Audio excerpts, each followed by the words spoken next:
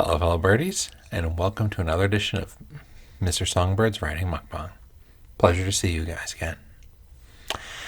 Now, today I've got a rather simple meal: some roasted Brussels sprouts, and looks like it's basically grilled. It's a ham and cheese sandwich. I've had it before; it's delicious. Now, one thing I'm sure everyone's been wondering about: what is my progress on the novella? Will I make it before the end of the month?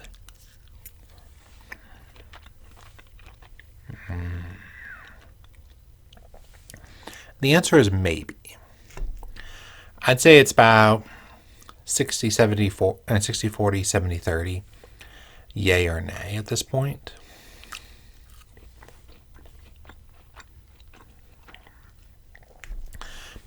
That whether I'll succeed or not. I believe I'll be able to do it, but it's possible I won't. Now,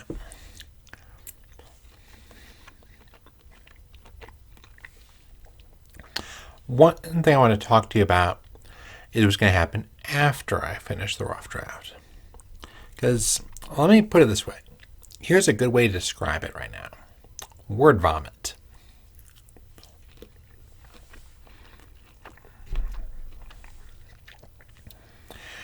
And by that I mean, if I show it to you guys, you would literally blink in utter amazement at how wretchedly awful it is.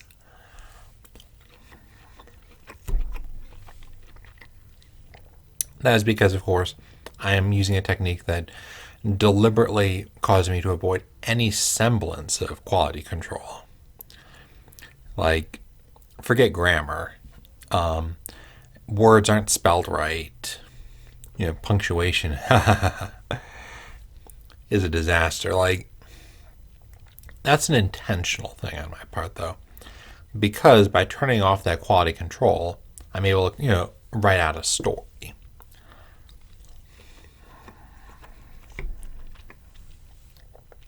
And it's a lot easier to edit garbage than to edit nothing.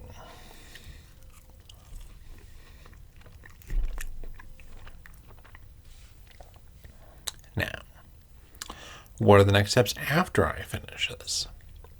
First step, turning that word vomit into something resembling decent prose. Which basically means remove the duplicate words, correct the words that literally are not spelled properly and don't make sense at all.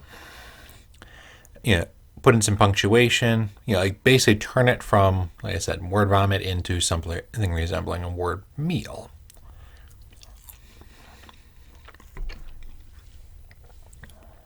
As well as do a bit of add a bit of color to it, add some description, some better dialogue, etc.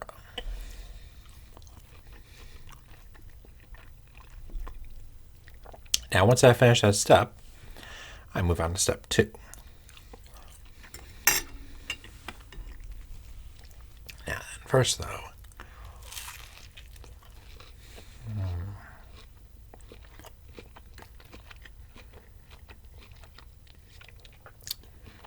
it's been so long since I've had one of these. Oh, and I should mention, it's early on, but so far my diet's working pretty well. I'm down about 5 pounds, which doesn't really show all that well, especially given that I almost look like I'm sticking out of a black void, like just a head out of a black void with a little bit of red and gray.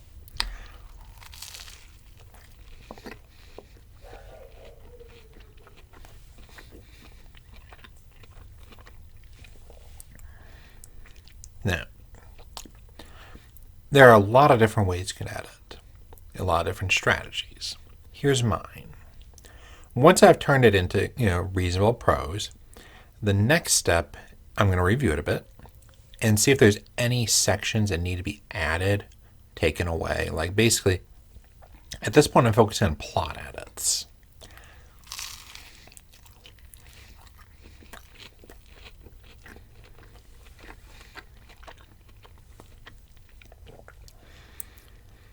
Because the thing is, it's very easy to take an empty spot and put in something that's relevant for the plot. Like basically, if the plot's good, it's very easy to edit for dialogue and description by comparison. If the plot sucks, no amount of description or dialogue will save it. As I've seen in certain novels and non-novels.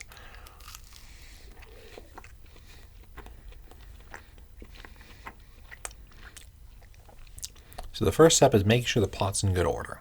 Once I've done that, then the next phase begins. Simply put, adding more color. Again, better description, better dialogue.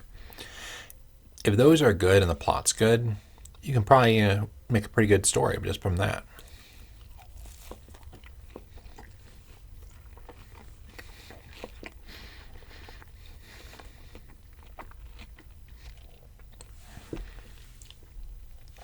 And of course, I'll be checking for like grammar, punctuation. I might rope in, Crystal over here onto that. She says she can't, write well, but she's wrong. But the one thing she does have faith in is her ability with grammar and punctuation. And, as such, I don't have to persuade her that she can do it because, she knows she can. Now, the fourth phase onward of my writing and editing is going to be polishing. By which I mean I'm going to literally take the story, read it aloud word for word from start to finish. Now, I may do this, focusing on different areas each time. Like, for example, one pass I might say, okay, I'm going to read this through focusing just on the description. One pass focusing just on the dialogue.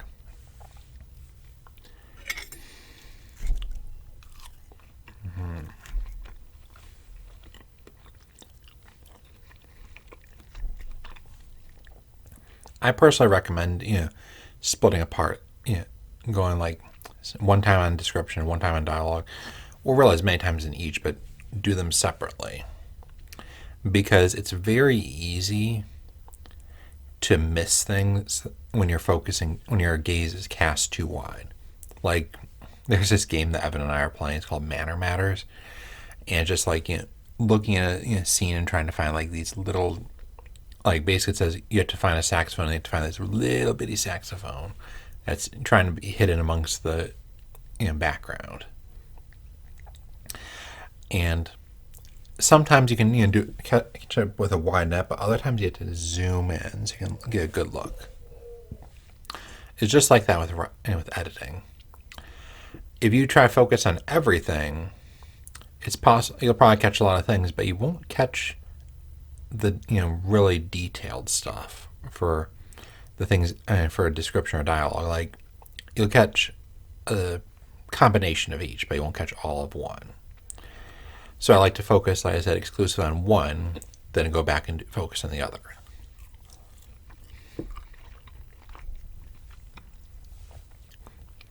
Now, what happens after that?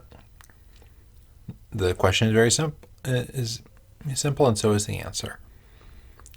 I focus on polishing until I feel that it's done. And by done, I don't necessarily mean perfect, unfortunately. Because with polishing, there's a concept called diminishing marginal returns.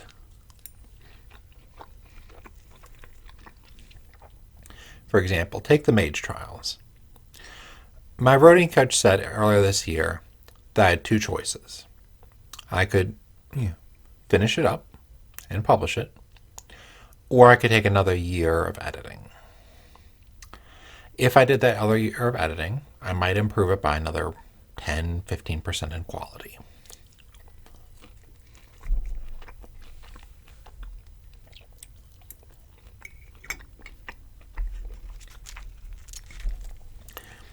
Because that's the thing with polishing. At first, you can get like big gains with relatively little effort. Like, the first round of edits is going to be a huge gain because it's going to go from, like I said, word vomit to something that actually is real, English and is readable. It won't necessarily be perfect, but you can read the story from start to finish without going like, what is he trying to say?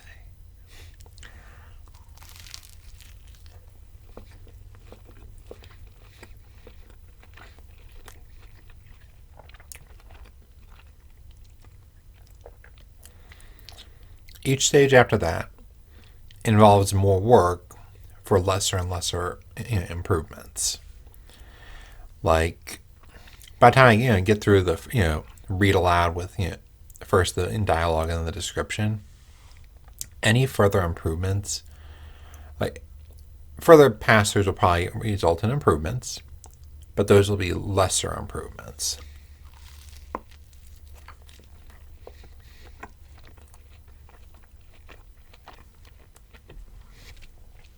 One of my favorite phrases, as my wife knows very well, is diminishing marginal returns. The more you put into it, you'll still get improvements, but those improvements will lower each time. Like one time a read through might give me a 20%, but then a couple read throughs later might give me like 5%, 2%.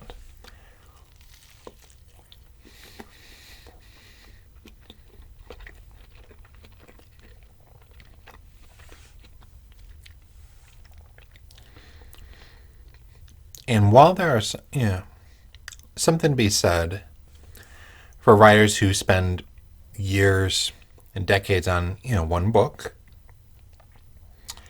been there, done that. I have the T-shirt, and I don't want to do it again. I feel I'll gain more benefit as both as a writer as well as an author. Well, that's basically the same thing.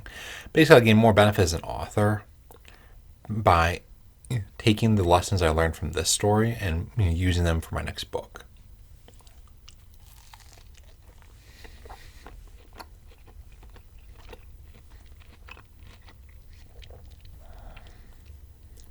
Because the real reason I wanted to focus on this novel especially, I wanted to test myself and improve myself in writing romance.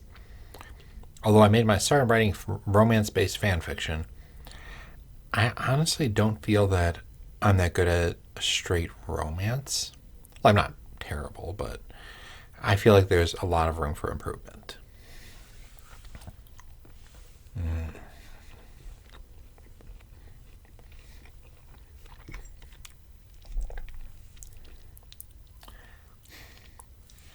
And simply put, I want to try improve myself as well as test myself. And the lessons I learned here will be put to use in other stories.